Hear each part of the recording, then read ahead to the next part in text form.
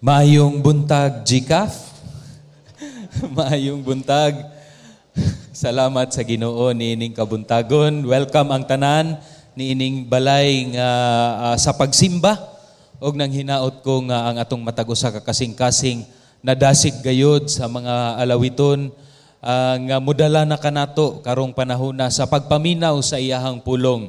Welcome kaayo ang tanan and I pray nga ato agyong encounter usab ang paglihok sa balaang espiritu samtang magatuon kita sa iyahang pulong. Kung naa ka mo'y Biblia, palihog ablihi sa libro ni Juan kapitulo 14, versikulo 1 hantod sa 7. Juan kapitulo 14, versikulo 1 hantod sa 7. Ato kining pagabasahon ug magasunod kamo sa akoa sa hilom lamang. Nagingon ang pulong sa Dios, kinahanglan dili magkaguol ang inyong kasing-kasing. Sumalig kamo sa Dios ug sumalig usab kamo kanako. Sa balay sa akong amahan, anaay daghang puy-anan.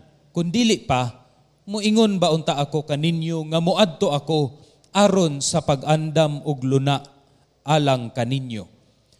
Ug sa mahiadto na ako ug makaandam na ako luna alang kaninyo, muanhi ako pag-usab ug pagadawaton ko kamo nganhi uban kanako aron nga diin gani ako atua usab kamo ug kamo nakatultol na sa dalan sa akong pagaadtuan.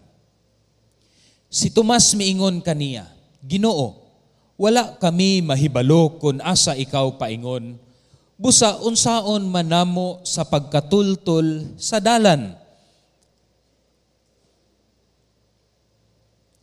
Si Jesus mitubag kaniya, ako mao ang dalan ug ang kamatuoran ug ang kinabuhi. Walay bisan kinsa nga makaadto sa amahan gawas kon pinaagi kanako. Kung nakaila pa kamo kanako, makaila usab kamo sa akong amahan. Sukad karon nakaila na kamo kaniya ug nakakita na kaniya. Ang Dios magapanalangin sa pulong nga atong gibasa karong kabuntagon. Magaampo ta. Ginoong Dios, nagahangyo kami sa imuhang paglamdag samtang kami magalantaw ug reflect niining mga pulong nga imuhang gihatag para kanamo karong kabuntagon. Ug sa ngalan ni Ginoong Hesus, kami o Dios makasabot ug makinabuhi namo ang kining tanan nga imong gusto sa among tagsa-tagsa ka kinabuhi. Sa imong ngalan lamang kami nagahangyo. Amen ug amen. Matud pa ni Elias Hyder, usa kini siya ka business analyst. 3 of the most profitable nga businesses karon kunong year 2023, pinaka-profitable nga businesses 2023 are in the area of number 1, healthcare and wellness. So apil ni ana gikan sa ginagmay nga clinic hantod sa dinagkong hospital sa mga kanang pagpadakog lawas nga supplement man or gym or unsa ba. Those are part of the healthcare and wellness business. Ikaduha is in the area of e-commerce. Apil na diha ang social media, ang pagpamaligya online. These are very profitable kinds of business. Ug ang ikatulo, related gihapon siya, it is in the area of technology. Gikan sa cellphone, computers, ug unsa pang mga bag-o nga mga technology. Sa akong una-una, ang profitability niini nga mga business is always a reflection kung unsa pod ang demand sa mga consumers. In other words, unsa ato ang gipang consume every day in the market is what propels and pushes ani nga mga kinds of businesses to excel karong nga mga panahona. If I would look at sa amuang panimalay, makita nako nga 2 of the most common gayud nga consumption sa panimalay namo labi na sa ako ang mga anak is in the area of entertainment ug information. Entertainment ug information. Maggilak-gilak yun ng mga mata sa akong mga bata. Kung makakita na sila og usa ka YouTube video nga grabe kaayo kakatawanan or kanang interesting, that they would go to us as parents bisag wala ko kasabot kung kinsa na ilang gipang subscribe, kung kinsa na ilang gipang lantaw, they are very excited to talk to me about a video that they saw. Dili lang pod sa ingon ana, pag makabalupod sila og something new about science lugar, no? Or mathematics or other interesting general information, maggilak-gilak pod na ang ilahang mata sa pag-istorya kanako when it comes, or kanamo as parents, when it comes to these new information that they gathered. I believe all of us have the same experience. Entertainment, information, well, probably appeal pod ni ana ang kana bitawng self-esteem, maunang healthcare and wellness is up there because it nourishes your self-esteem. Nga ang usa ka tawo dasig kaayo, empowered kaayo to do things because their self-esteem is accordingly high. People wants to be entertained, which is why up until now Hollywood has never gone bankrupt. YouTube and Facebook and other social media is very high when it comes to demand. Kung mulantaw ta og kanang information or explanations, we all say knowledge is power. Maunang kini nga mga butang are very high demand karong mga panahona.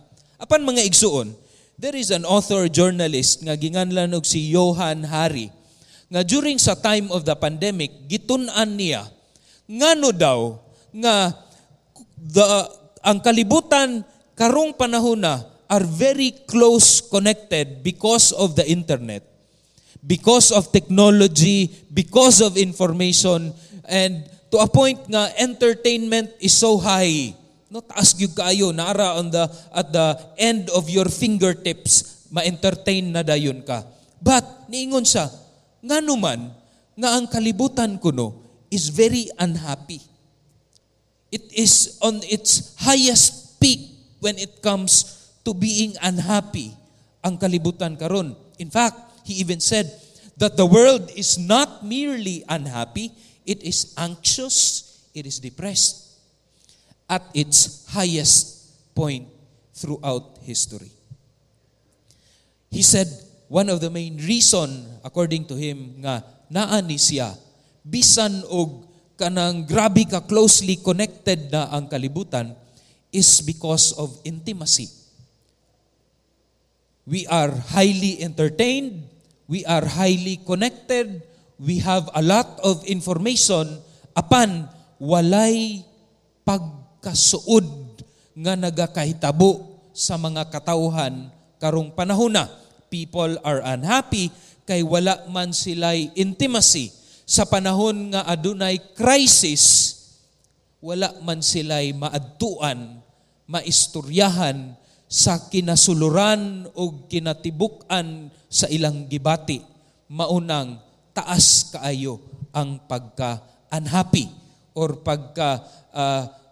pagkamugot, subo sa mga katawhan. However, I believe nga kulang ang giingon ni ining author.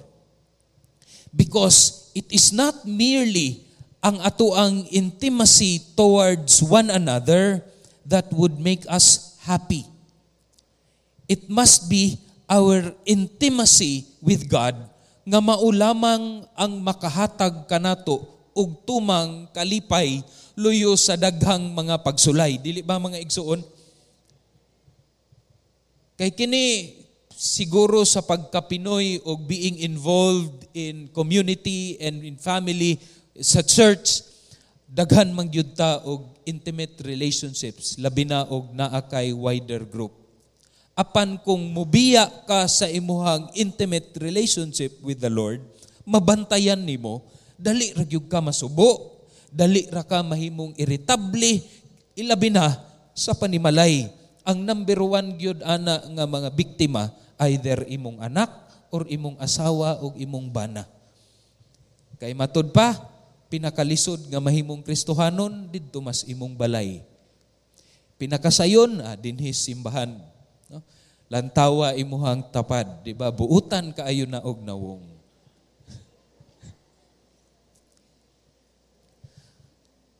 Giistorya nako ni mga igsuon.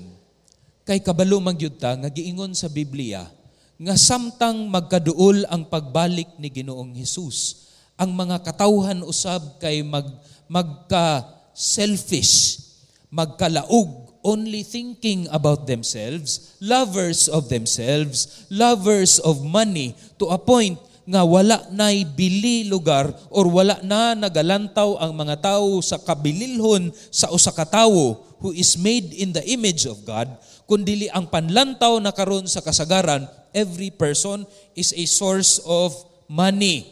No? Business na ang panlantaw sa mga tao sa usag-usa, o dili na nga kana bitawng usa siya ka tawo nga bililhon kay hinimo man siya sa Dios. Maupod ni ang gisulti ni Ginoong Hesus, labi na sa kadtong gabii nga ayha siya ilansang. The night before He will be crucified on the cross, usa kini siya ka maanindot kaayo nga experience that God had with His disciples, or Jesus had with His disciples. Very intimate dinner. This is what we call the Last Supper. O sa libro ni Juan, gi-explain gyud ni maayo ni Juan ang John chapter 13, gikan sa Juan kapitulo 13 abot sa 16, nga kung ikumpara nimo sa lain nga mga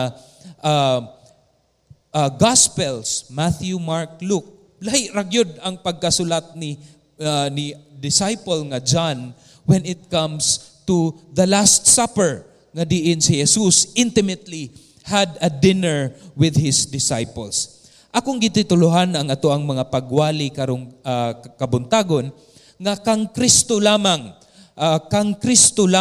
and it tells us of this truth that Jesus only. Kau na dayon mo sumpay ana, kay mauman kana ang kasing-kasing usab sa ato ang founder of the Christian and Missionary Alliance nga si Albert Benjamin Simpson, a Christocentric perspective of theology that focuses on the Lord Jesus Christ. Jesus at this point sa John chapter 13 and 14 has explained to His disciples daghan kaayo og mga sitwasyon because of the fact nga biyaan na sila physically ni Ginoong Hesus the day after. And John purposely wrote many things about the Lord Jesus Christ, ug mao man gyud kini ang tumong sa libro ni Juan. Matud pa ni Juan sa 20:31 nga maoy purpose of the whole book, niingon si John. Apan kining ania, kining tanan gisulat aron mutuo kamo nga si Jesus mao ang Kristo, ang anak sa Dios, ug nga sa pagtuo makabaton kamo kinabuhi diha sa iyang ngalan. So, sa sinugdanan pa, Kapitulo 1, hangtod na lang mahuman ang libro ni Juan. Ang purpose gayud ni Juan kay mapaila kung kinsa gayud si Ginoong Hesus.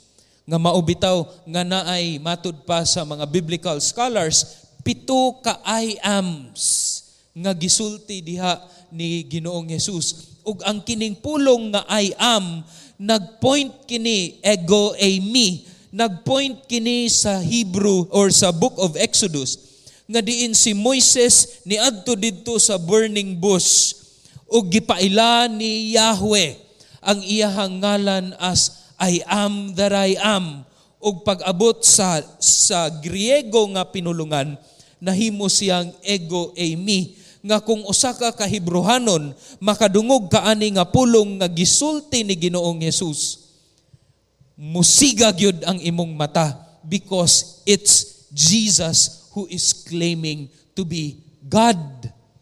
Mao gyud na. ang kanang si Jesus, mao ang Kristo, ang anak sa Dios. Mauni ang identity ni Ginoong Jesus. And in John chapter 13 to 16, for 4 chapters, John the Beloved made a detailed account nga dili nimo makumpara sa uban nga mga Gospels. Ang mga disipulo at this point, although nakadungog na sila, nga gibalik-balik na ni Ginoong Jesus nga mamatay lagi ko, pero murag wala ni sa ilang huna-huna, kay bag-o lang biya nahitabo ang triumphal entry. Nga pagsulod ni Ginoong Jesus didto sa Jerusalem, ang mga tao naghudyaka, nahimong sadya, ug niingon sila nga, Hosanna to the highest, kay naa naman si Ginoong Jesus niabot. Apil po didto, gasunod ni Ginoong Jesus, ang mga disipulo, ug naa sa ilang kasing-kasing siguro ang pagpasigarbo nga, oy, kauban ko ni Ginoong Jesus. Hello mga fans. Hello mga fans. So at this point, their energy is so high, taas kaayo. Wala sila kahibalo nga inig kaugma niini. Pagapat yun na ang ilahang hinigugma nga si Ginoong Jesus. Ug biyaan na sila ni Jesus kay muunaman si Jesus kauban nila. The last part of chapter 13, in fact, gisulti na ni Jesus nga traidoron siya sa usa ka disipulo. And we all know on the hindsight nga mauna si Judas nga mo traidor kang Ginoong Jesus. Apan gidungagan pagyud ni Ginoong Jesus nga dili lang man si Judas maoy mo traidor kaniya, apil pa si Pedro. Niingon si Ginoong Jesus nga, Pedro, ayaw kag sulti-sulti og ingon ana, kaysa dili pa mo tuktugaok ang manok, katulo ko nimo ilimod. Niingon si Ginoong Jesus. Apan kabalo man pod si Ginoong Jesus, mga igsuon, nga sa iyahang pagbiya, this would be the most life-changing and most critical point sa kinabuhi sa mga disipulo. Because for 3 years, they have been very dependent in the Lord Jesus Christ. Gikan sa pagpanudlo, hangtod sa ministry, hangtod sa mga buhat nga mga milagro, they have been dependent with the Lord Jesus Christ. O karon, pagabiyaan na sila ni Ginoong Jesus. So, naghatag si Ginoong Jesus og duha ka life transforming nga mga kamatuoran, mga igsuon. To help the disciples combat their darkest moments sa ilahang kinabuhi.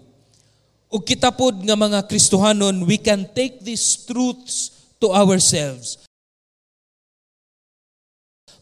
Sa giingon ni Juan dinhi sa 31 nga aron kita makakaplag og kinabuhi diha sa iyahang pangalan.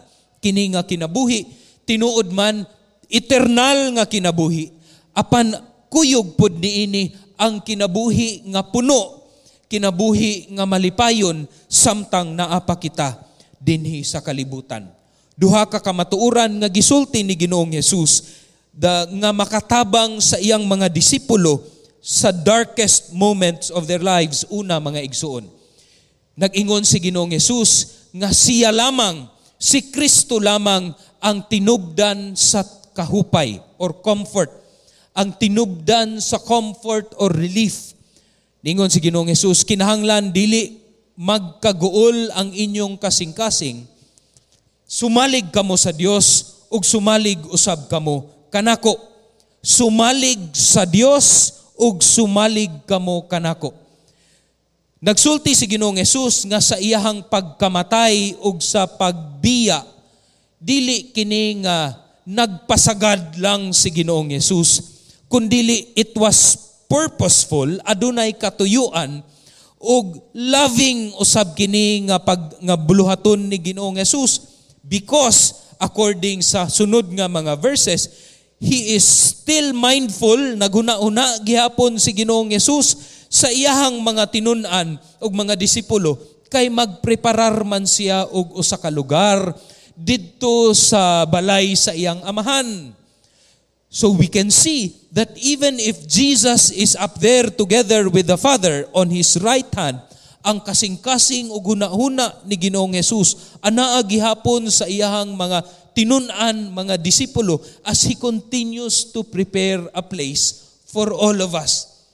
In my Father's house, there are many mansions, niingon si Ginoong Hesus. Ug moadto ko didto alang sa pagpreparar og lugar para kaninyo. It's a loving, purposeful act of the Lord Jesus Christ. Ug iyahang gihupay ug nag-comfort si Ginoong Hesus sa mga disipulo ug sa matag magtutuo niya nga He who was with the Father, even it's in the beginning in creation, is thinking about us, and it is an assurance, aduna tay paglaom nga sa future nato or ang ato ang kaugmaon na plastar na kay si Jesus maumay nagplastar niini. Mga igsoon, ang tinuod gyud bitaw nga kahupay, it is anchored on God through the Lord Jesus Christ. Ang comfort, it is anchored or in God through the Lord Jesus Christ. Kay kung ang ato ang comfort, ang ato ang entertainment is mao or ato ang giangkla sa mga butang niining kalibutana, mga igsuon, those are truly temporary. Temporary ra gyud na. Sa kana bitawng panahon nga aduna kay problema sa imong pamilya, unya nasubo imong kasing-kasing, naa may tendency, di ba, nga muadto dayon ka, ay mutan-aw na lang ko og Facebook og YouTube para malingaw ko. You know, the main point of entertainment really is comfort mangyud. No nga maplastar ka, malingaw ka, and that's what we all long for. Nangita ta og comfort. Maubitaw ng ganahan kaita moadto og sinihan. Kay pag adto didto sinihan, galingkod ra ka, hayahay. Unya nindot pagyud ang imuhang lingkuranan kay pwede nimo ipahigda-higda ug uban pa labi na sa directors club. Unya gakaon-kaon pagyud ka didto og popcorn and all of these things because it's comfortable, entertaining, gilingaw pagyud ka sa imuhang gilantaw. We all love that. That is one of the highest nga consumption sa mga katauhan because everybody's looking for comfort. Apan kung ang atuang kanang comfort makita or giangkla nato sa mga butang ni ining kalibutana, then I tell you, temporaryo ra gyud na. Tanaw ka og salida, malingaw ka 2 ka oras. Ikahuman sa 2 ka oras, mawala ba imong problema? Naa gihapon. Tinuod gihapon nga gibulagan ka sa imong uyab, no, wala na mawala. Tinuod gihapon nga nag-away mo sa imuhang igsuon, tinuod gihapon to. Ningon si Ginoong Hesus, di ka mo magkaguol, mga disipulo, mubiya ako, pero I am thinking of you. Nagpreparar ko og lugar para sa inyo ha. Ug kung kana gikan ang ato ang comfort kay naay paglaom nga ang Dios naghuna-una kanato. Ang Dios nagpreparar og lugar para kanato, diha ang gigikanan sa tinuod nga comfort, diha ang gigikanan sa tinuod nga kalipay. Aduna tay assurance mga igsuon, mauni gaangkla ang ato ang paglaom nga si Kristo has already booked a room for us didto sa iyang amahan. Nindot biya nino una-unaon. Kabalo man ta nga kung magbiyahe ka, daghan sa ato ganahan gyud og biyahe. I believe some of us kay bag-o rang niabot gikan sa Manila og lain nga mga lugar. Irritating biya gyud ni og kanang ma-delay imong eroplano. Samok kaayo, labad kay sa ulo, labi na og makancel ang imong flight. Dugay na kay kang gatigom ani nga bakasyon niya, ingon ana lang kasayon nga ilahang i-cancel ang imuhang eroplano ug pirmi ra ba gyud siya nagakahitabo, dili lang panagsa. But sometimes, bisan sa ka-hassle of traveling, ang ato ang comfort is when we get there, na ako'y resibo nga niingon ang booking.com or Airbnb nga naan ako'y kwarto didto. Mauna lang na akong ginalantaw nga pag-abot na ako didto, na ay higdaanan mo, higda ko, bahalag tibok adlaw, wa ko katulog didto sa airport kay gidelay ang akong eroplano. Or for some of us nga muadtos family, no? Nga bisan og hassle kaayo, grabe gyud, daghan kay mga bag nya, kuyog pa nimo tibok pamilya, labi pa gyud og naa kay baby nga murag gadalakag usa ka balay.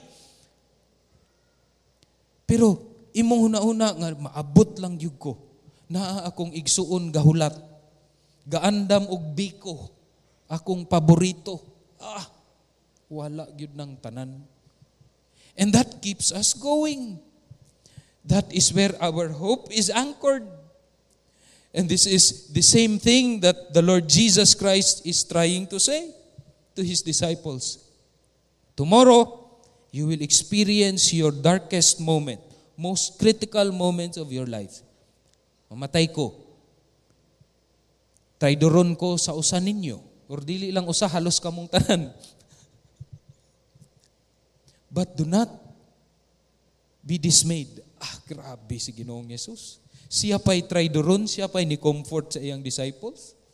Bahala mo diha kung ako pa to. Siya pa'y ni-serbisyo sa iyang mga disciples. John chapter 13, sa pagsugod. No, gilimpyuhan ang tiil. Apiltos Judas, gilimpyuhan ang tiil.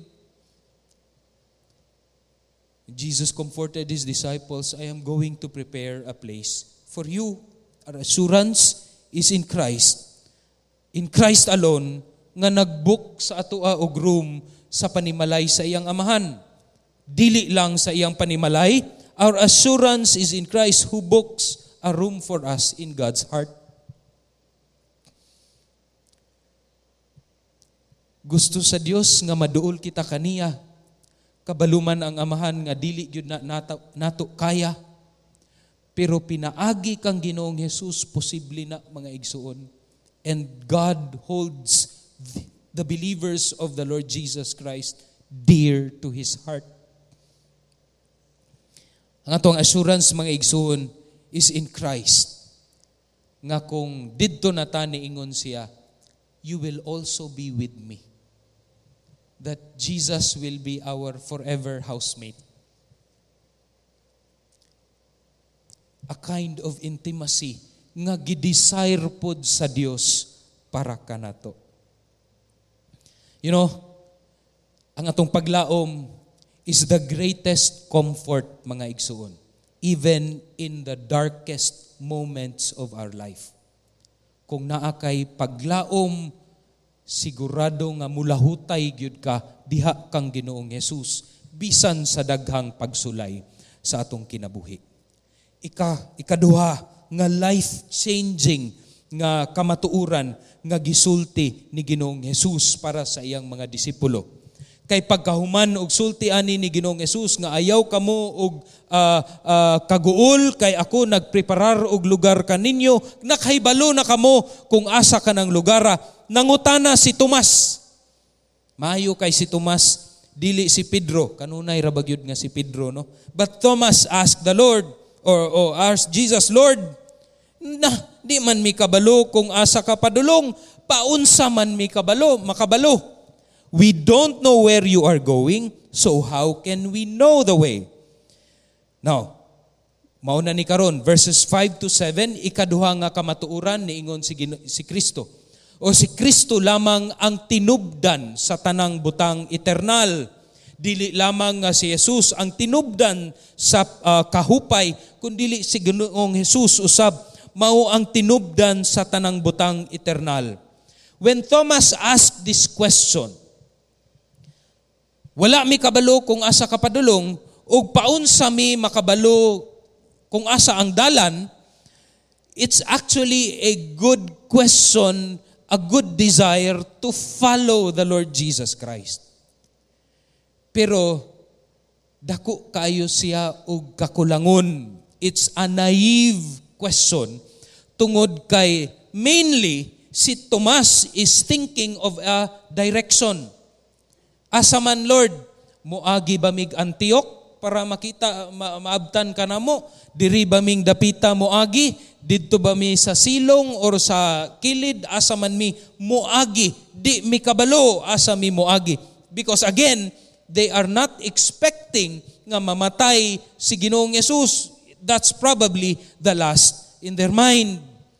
Pero kung lantawon nimo, lalom na siya nga pangutana.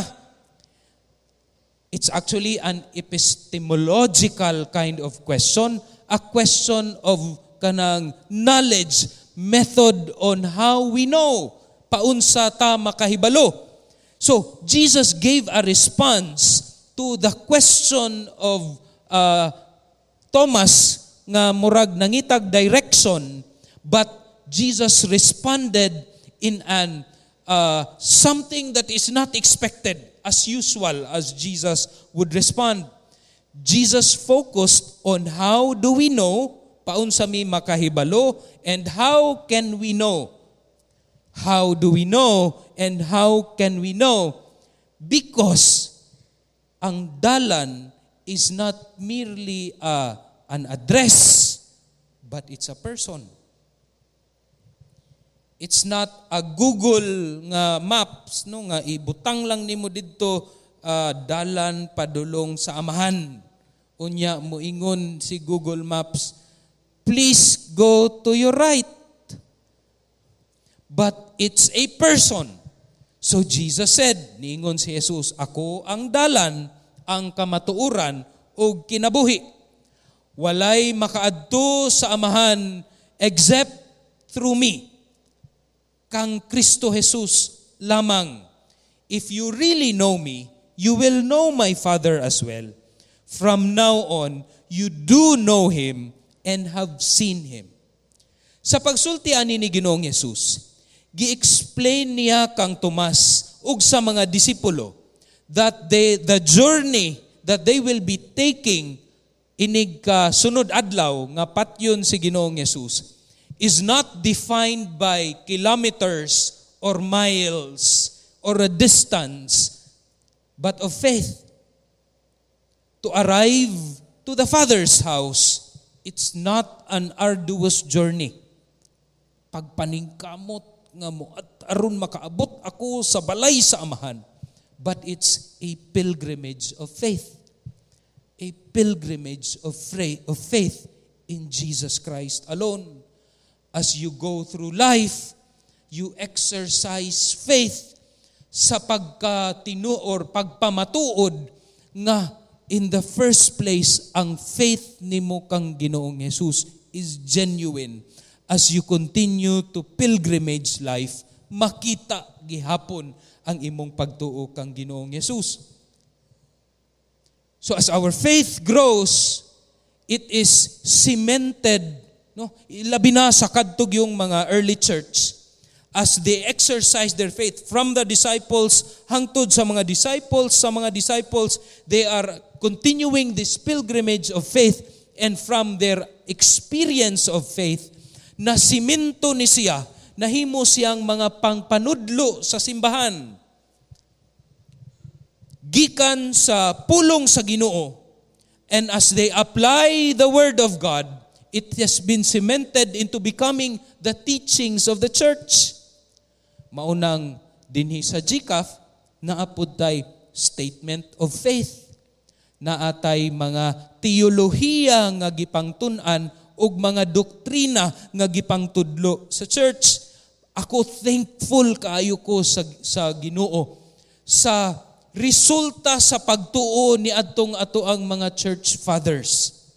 Kay kung wala to nila gisulat nga nagagikan sa pulong sa Dios ug ilahang gi-explain sa ilang kaugalingon ang ilahang experience of faith nga dugay natag nangalinlang sa lain-laing magwawali nga dili mao ang ginatudlo. That's why GCAF, I implore you, dili ta mahadlok og mga theology or doctrines and teachings of the church, kay dili man ni siya impractical, as we will know later, as Jesus would say that He is the way, the truth, and the life. It is not something here dinhi lang sa utok, abstract. It's not something that's irrelevant, but these are results of growing faith. Ilabi na gikan sa ato ang mga church fathers as they pilgrimage in intimacy and faith.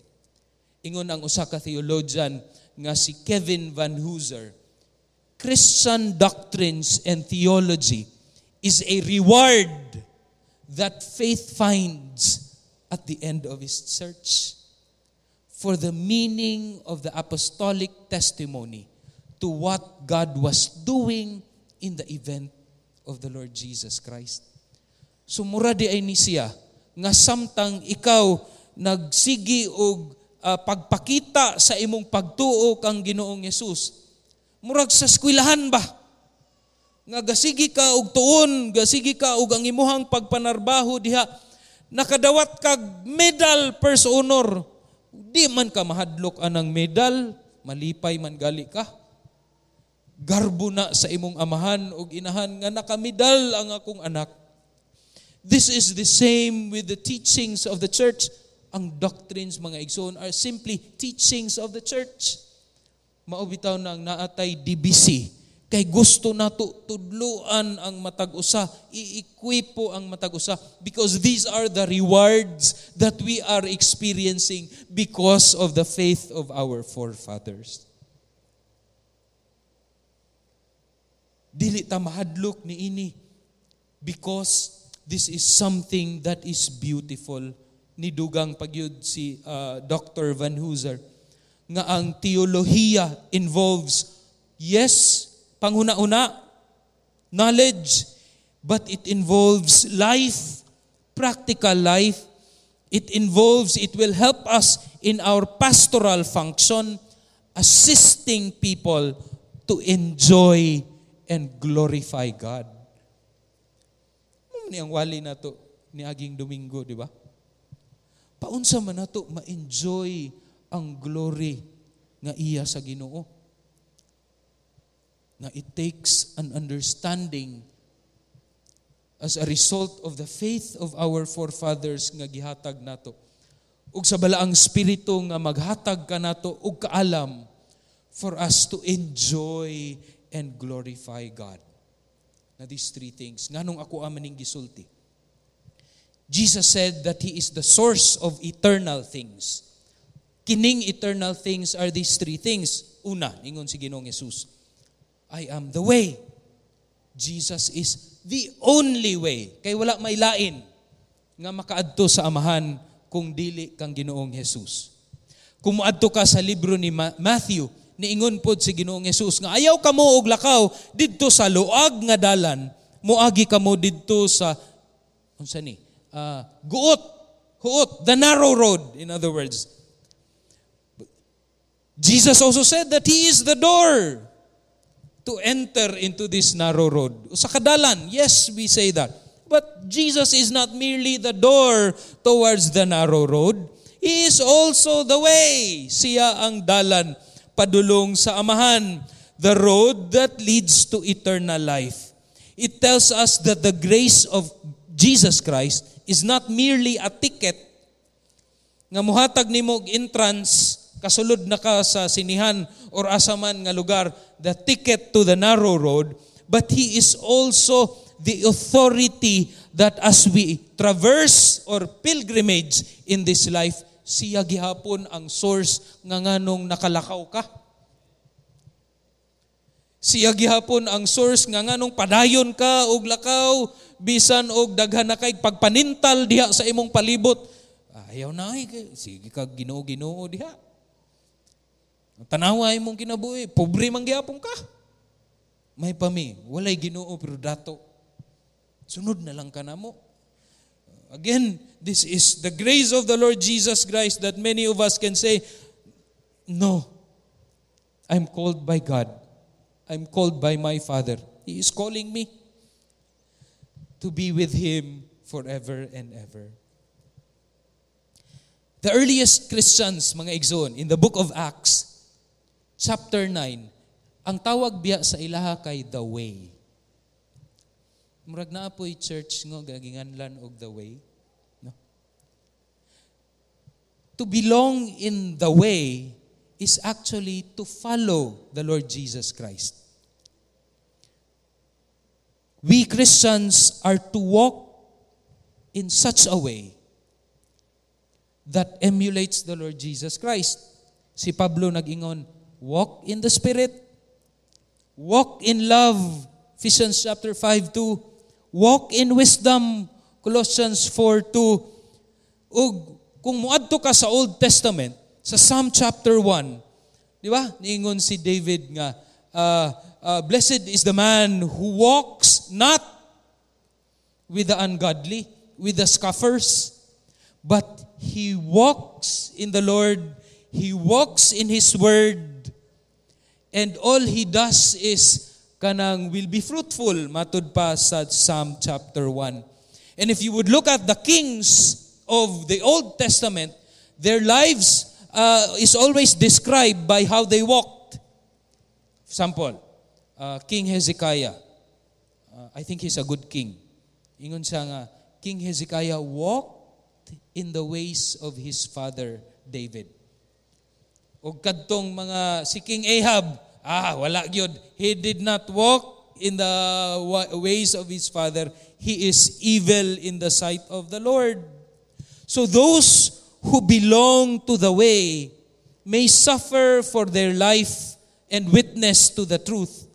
Pero gapadayon ni siya og pagpangalagad sa Ginoo bisan og lisod kay nagasunod man siya sa dalan ni Ginoong Hesus. Niingon si Augustine, Saint Augustine, what is walking as Christ walked? So may pagsabot nga naglakaw ka nga nagasunod kang Ginoong Hesus. Is it walking upon the sea? Lakaw pud ka sa Sea of Galilee? No? Is that what walking with Jesus means? He said no.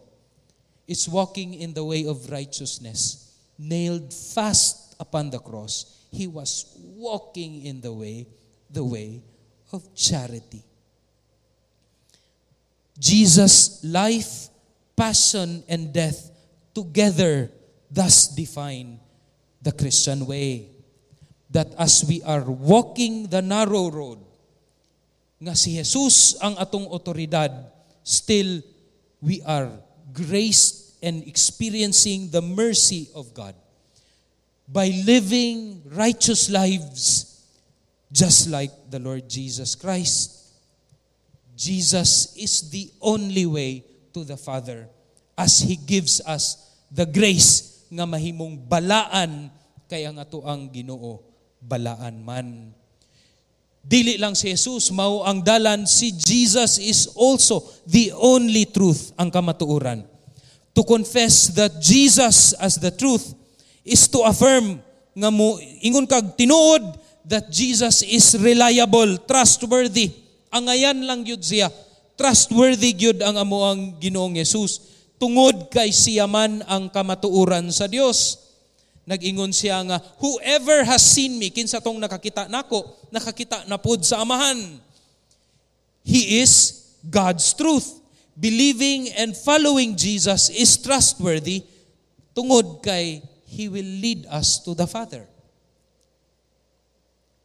Nga bisag unsa man ang kadagaya sa ubang mga dalan, apan kung musunod lang gyud ta sa way pagduha-duha sa dalan nga si Ginoong Hesus, He is trustworthy because His road leads to the Father. Jesus is the truth. It tells us this because siya ramampod ang tinuod nga human. The humanity, the truth of humanity is in Christ. Kaya nga naman, dili di ay ko tinuod nga human. Well, if you look at in Genesis, pagbuhat sa Dios sa tao in the image of and likeness of God, that's Adam. Are we the same with Adam? Not anymore. Kaysa Genesis chapter 3, the fall came. Tungod sa sala, ang imahe sa Dios sa tao nawala, or di wala man siya nawala, kundi na papas or na blurry, na warped, many theologians would say. So, in other words, the image of and likeness of God is not full in us, kundi mura siya og na warped. But it's only in the Lord Jesus Christ who has no sin, born of the Virgin Mary, that this humanity again became true. He is the new Adam. Si Adam, nawala naman to ang iyang fullest nga image and likeness ni God. But in Jesus Christ, true humanity is made evident. Ug naatay paglaom mga igsuon, nga kung madunot ug mamatay ang atoang lawas, we will have the same kind of glorified body again, the hope in the Lord Jesus Christ. Jesus is the truth. He is reliable, trustworthy. He is the truth of God. He is the truth of humanity. Kamatuoran, dalan ug ikatulo kinabuhi. When we talk of Jesus as kinabuhi life, it has to do with God's gracious, life-giving presence. Kung naa ang presensya sa Dios sa imong kinabuhi, that gives life, kinabuhi. So there are two things that are involved here. Nga samtang karon naa ta sa kalibutan, unsa may promesa sa Dios sa Matthew 20 or 28, 18 to 20. Ingon siya, nga I will be with you. Ang presensya sa Dios magauban kanato even to the ends of the earth. The presence of God is upon His people, His disciples, and as His presence ug ang iyang grasya naa kanato, maga-experience pud ta og kadagaya sa atong kinabuhi. Life in the presence of God. We can experience this now. Iyang gingharian naa naman kanimo. However, naapagyoy the perfect fulfillment of the presence of God. Mao na tong sinugdan sa John chapter 14 that kamo mahimong kauban na nako forever didto sa panimalay sa akong amahan, eternal life through the Lord Jesus Christ alone. So we see in these three things, dalan, kamatuuran, ug kinabuhi, mao kini ang mga butang nga eternal, nga dapat natong gukdon, dapat natong pangitaon, dili ang mga butang nga temporaryo niining kalibutana. So my question is, as you walk in the narrow road, are you also walking in righteousness? Klaro ba ang pagkamatarong ni Ginoong Hesus sa imong kinabuhi? Samtang nag-atubang kag lain-lain nga pagsulay sa imong kinabuhi. O dali ra ba gihapon ta masubo, masuko? Couple of days ago, Friday evening, nag-wider group me. And then we were talking about parenting. Unya, usa sa kamatuuran nga amuang na batunan is, ang atua di ay otoridad sa panimalay, kay dili di ay siya dapat inubanan o kasuko, kundili in humility and love. So, wala gyoy luna ang unholy anger at home. Ug nangutana ko sa among tanan, kinsa bay guilty nato? Kaming tanan, apil pug ko. Kay dali ragyog kaayo masuko sa panimalay. Labi na og samukon ka sa imong mga bata nga naa kay gitrabaho. Usahay dili ka madunggan sa imong asawa o imong bana, mo tingkag na o mainit na dahil imong dalunggan, dali ra kaayo. But then, as we follow the Lord Jesus Christ in the narrow road as He is the way, we are expected also to walk in the ways of the Lord Jesus Christ. To follow Jesus kay trustworthy man ang ato ang Dios. Ug sa atong pagsunod sa iya, mulid man na sa tinuod nga kinabuhi.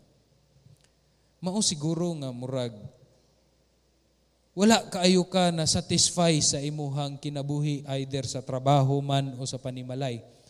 Kay basin og kana laging magsigiratag kasuko ug wala tay kinabuhi kay sige magkasubo usab ang balaang espiritu sa ato ang pagkasuko ug sa pagpamuhat ug mga butang nga dili makahimaya sa Dios. Mga igsuon, si Kristo lamang ang tinubdan sa kahupay ug paglaom nga mutabang kanimo ug kanako sa ato ang paglahutay niining kalibutana. Lisod ang paglahutay tinuod gyud na. Maunang dapat gyud nato i-encourage atong mga kaigsuonan, lahutay igsuon, lahutay sa pagpangalagad, lahutay sa pagsimba sa ato ang Dios. Tinuod na malakpak mo pero di na nato kaya.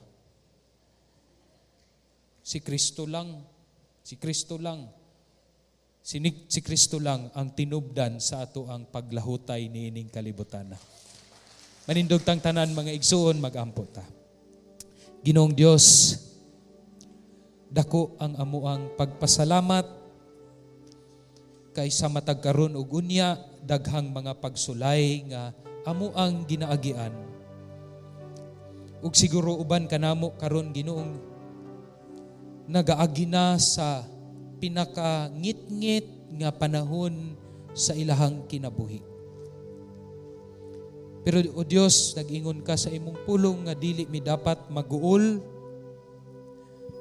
kung dili mo salig kami sa Amahan ug mosalig kami kang Ginoong Hesus. Kay ikaw naghuna-huna kanamo, nahigugma kaayo kanamo.